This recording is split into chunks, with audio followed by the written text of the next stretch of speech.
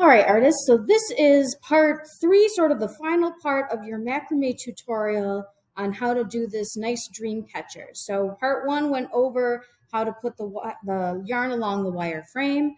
Part two was talking about doing the netting in the middle, the actual dream catcher portion of it. And this part is going to talk about how to get your yarn on the bottom so that you can do your cool little hanging decorations. I have several different videos that show you how to do each of these individual knots. Those links will be up there also on my YouTube, so you can check those out as well. You can choose which ones you would like to do. This one is one that you've already actually been doing, so this would be a really good one. It's called the clove hitch. You can also get one called the zipper, which is a nice flat knot, good for using two different colors.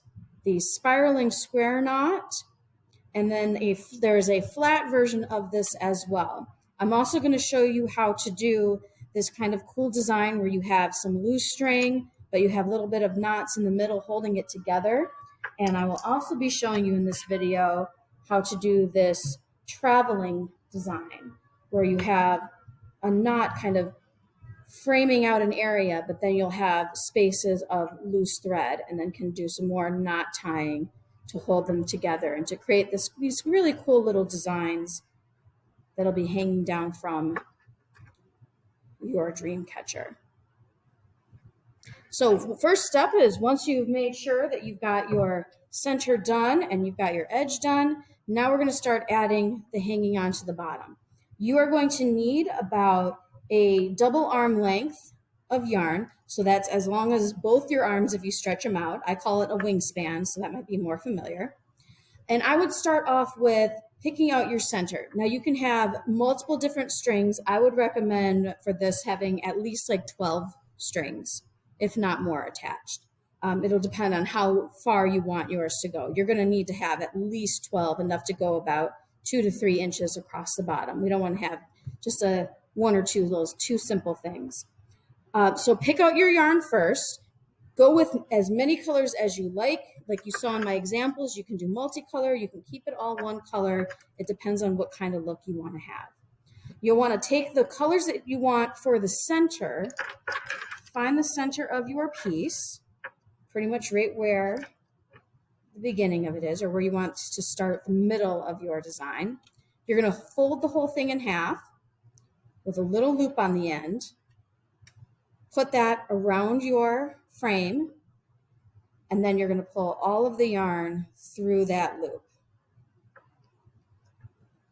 And that's just going to create a nice little knot. Then you'll get your next one, fold it in half, put the loop end around your frame, pull all the yarn through that loop.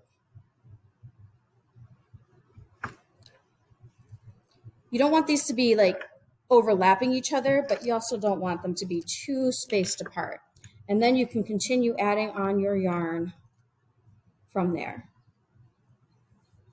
So whether you're going onto the next side and do a bunch of them going out one way or do a bunch of them going out the other way, that's up to you.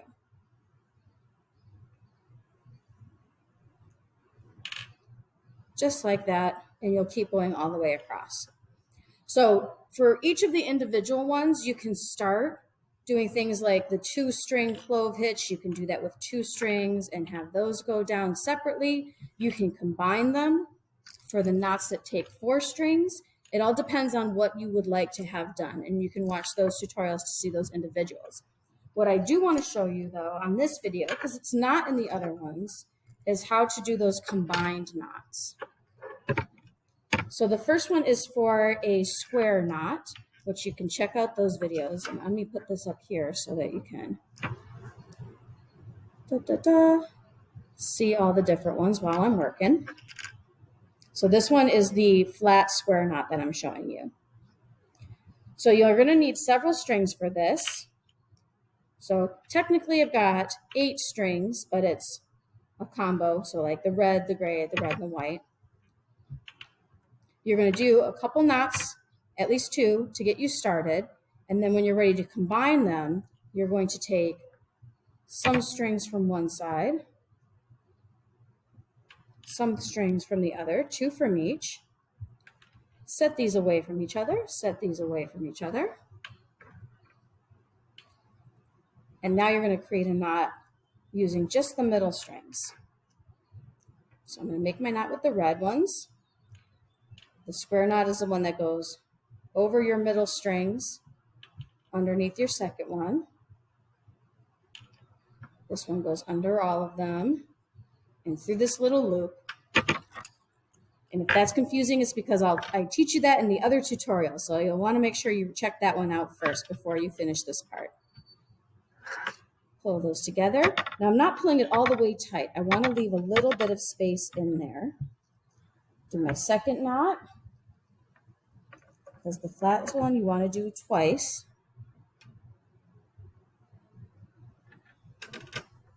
Pull that tight. And now I have my new knot. So then I can separate these again, bring them back to their original pairs of 4 and 4. And bring my gray back to the middle because I want the gray to stay in the middle. And do my 2 knots again.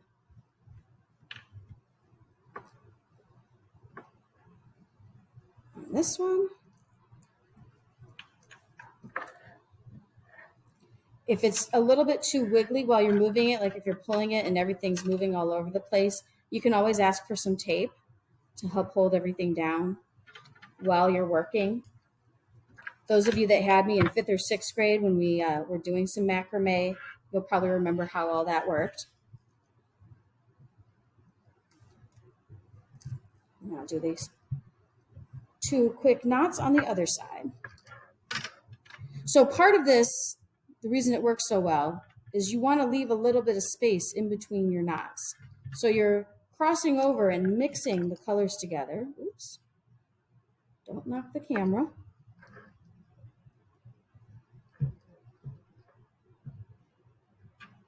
Pull that nice and tight.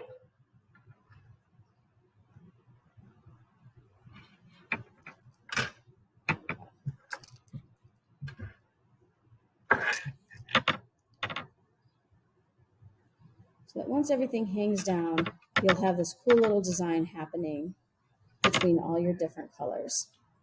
So that I can continue doing that. You can always add more, so you can have multiple strings doing the same design. This one that I did had 4, 8, 12 going back and forth.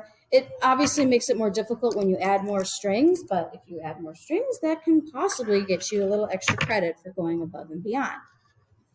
Now, the next part I'm going to show you is that traveling one that I showed on the white example. This one uses a clove hitch knot, which again, that's the first one you learned. That's the one you learned how to wrap the wire in. What you're going to do with this one is you're going to have one string that's going to be the traveling string, and all the rest are just going to hang loose. And I'm actually going to just tape this down to keep that from wiggling on me. Make it a little easier. So what I'm going to do is I'm going to lay this down in the direction I want it to go. So if you want this to be going straight across, you lay it down straight across. If you want it to be on an angle, you lay it down on an angle. And for this one, I would definitely recommend taping down your travel string. So I'm going to just put a little tape on it here, just to keep that in place. And then I want this to go on an angle. So I'm going to tape it down on an angle. Then what you're going to do is go with your first string in the row, and you're going to treat this the same way you treated your wire. You're going to go around it, leave a little loop, go through that loop. Second time, 2 knots is always best. Around so you have a loop, go through that loop. Pull that nice and snug. Then you go to your next one. Same thing. Around and through the loop. Pull it up next to the other one. Around through your loop.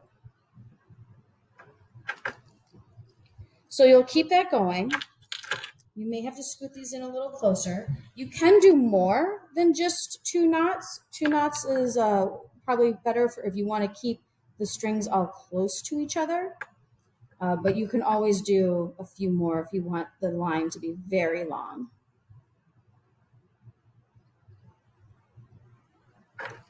The only thing to keep in mind is whatever string, whatever color you make as your traveling one, when you finish, that string is now going to be on the inside. So you may want to use it as a second traveler, doing a different design in a different direction. And you can also combine these, which you would have seen in the other example, was I would do one side traveling and I would have another side traveling towards it, and they would eventually meet up. And then I could do stuff with all of them together.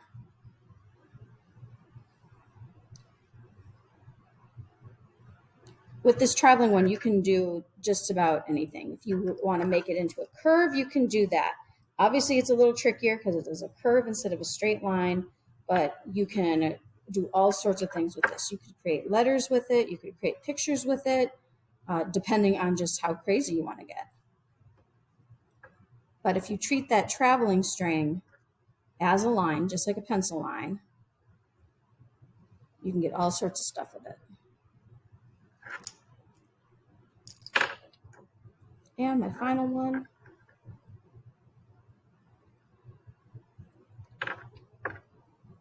Around and through the loop, every time through that loop. If you just wrap it, it's going to fall apart on you. And there it is. Get the tape off so you can see the full effect. And there you go. So you'll have this nice little line that will stay. You can always do rows and rows and rows if you want to go through it and just have all the colors just gradually change over. Have a lot of fun with it. So these are 2 of the more advanced ideas that you can do for your final. You can obviously keep it a little more simple and just do a couple of straighter rows, or have 2 of them start off separate and then combine. You can see that in all the examples that I have up in class. Here's the one that has all the traveling again. So you can see I did a straight line across traveling. I did like a V shape traveling, continued that into the middle, and then had a couple of smaller little short traveling ones as well, with a few little single ones in between. Lots and lots and lots of different options. So I'll be looking for you to have at least 2 different kinds of knots. You don't want to just do the same one over and over. These are the names of the knots. They will also be links up on Google Classroom to those as well. So remember to make sure to check all of those out. Pick out the ones that you think look the best. If you are having any trouble with it, refer back to the videos or come find me and we'll talk it out.